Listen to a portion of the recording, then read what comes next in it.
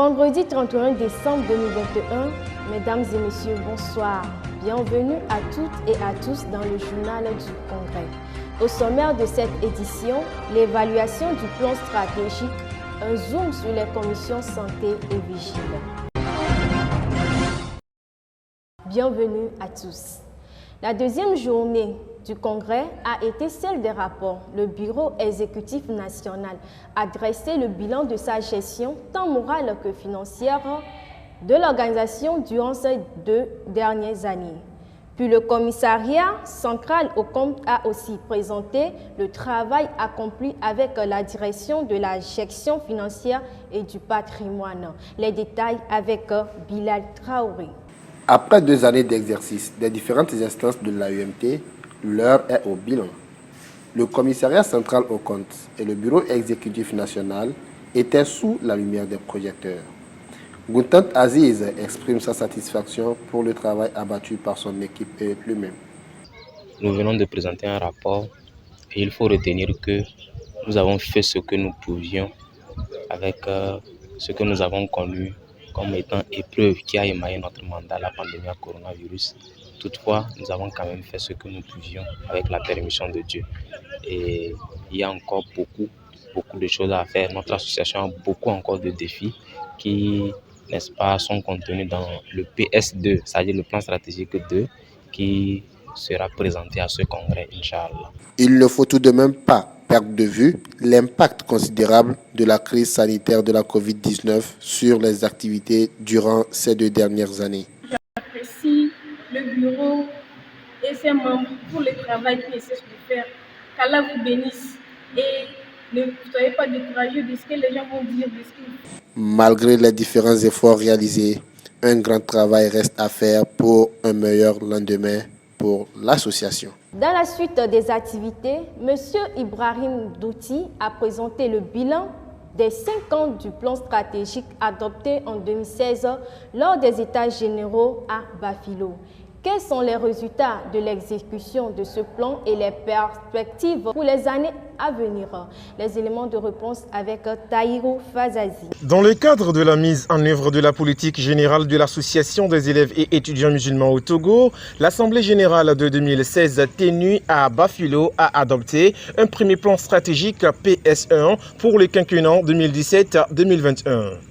Il faut souligner qu'au regard des données recueillies suite à des analyses de ce PS1, l'on ressort que les actions prévues n'ont pas été effectivement réalisées, alors que celles d'entre elles qui ont connu un début de réalisation n'ont pas abouti avec succès. Ce premier plan arrivé à échéance, il est donc important, après son évaluation, de définir de nouvelles stratégies à l'association.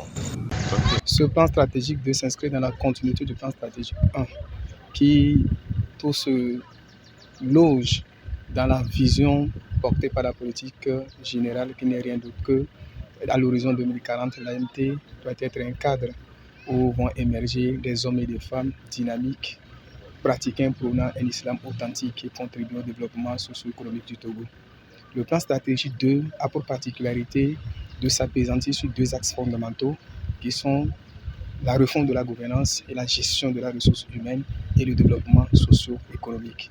Nous espérons que dans les 5 ans à venir, que l'AMT puisse véritablement avoir une ressource humaine dynamique et pouvoir impacter positivement le développement économique au Togo.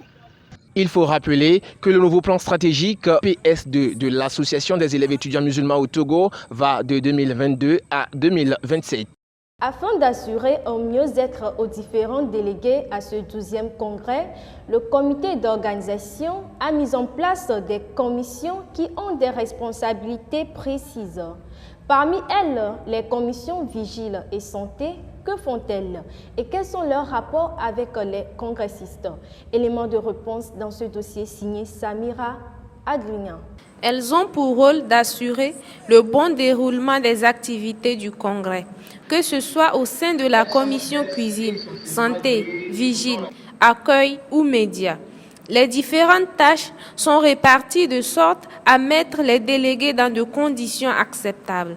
Nous avons rencontré aujourd'hui les commissions vigile et santé pour s'informer de leur organisation interne. Mali Ouro Marouf, responsable de la commission santé, nous fait le point sur la commission santé. Nous sommes la commission santé du 12e congrès de l'AEMT. Nous sommes une équipe composée de 5 personnes, notamment de 3 sœurs et de 2 frères. Donc déjà, nous sommes arrivés depuis hier et nous avons eu déjà une vingtaine de cas. Nous avons eu jusque-là des cas de paludisme et de grippe surtout. Il y a aussi la saison qui est un facteur favori. Voilà, donc c'est le lieu de saluer les organisateurs pour tout l'équipement qu'ils ont mis à notre disposition. La commission vigile fut également abordée. Je suis avec mes collègues vigiles. La tâche qui nous a été donnée, nous sommes en train de l'exécuter. Les mesures barrières qui sont censées être respectées. Et je vois que nos collègues sont en train de m'aider à les faire. Et puis,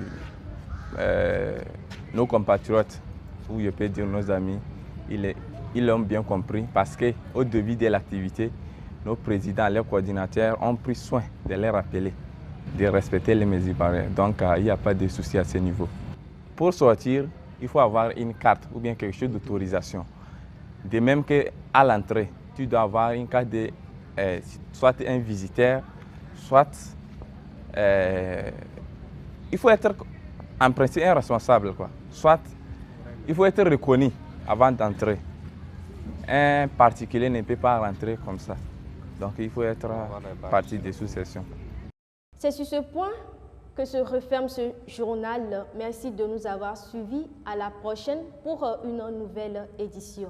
N'oubliez pas surtout le respect des mesures barrières. D'ici là, portez-vous bien. Assalamu alaikum wa rahmatullahi wa barakatuh.